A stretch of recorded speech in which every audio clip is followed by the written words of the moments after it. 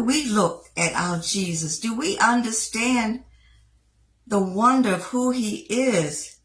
It says, for he grew up before him like a young plant and like a root out of dry ground. Now that's the picture of something miraculous in itself.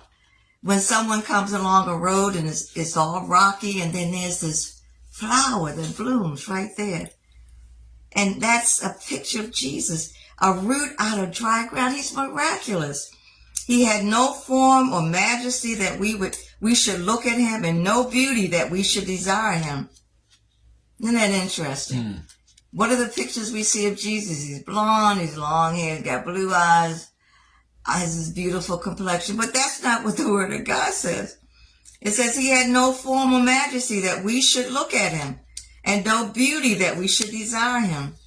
He was despised and rejected by men, a man of sorrows and acquainted with grief. And as one from whom men hid their faces, he was despised, and we esteemed him not. Surely he has borne our griefs and carried our sorrows. Yet we esteemed him stricken, smitten by God, and afflicted. But he was pierced for our transgressions. He was crushed for our iniquities. Upon him was the chastisement that brought us peace. And with his wounds we are healed. Why don't we appreciate this sacrifice? Because that's what it's talking about. He was not a person that people cheered after,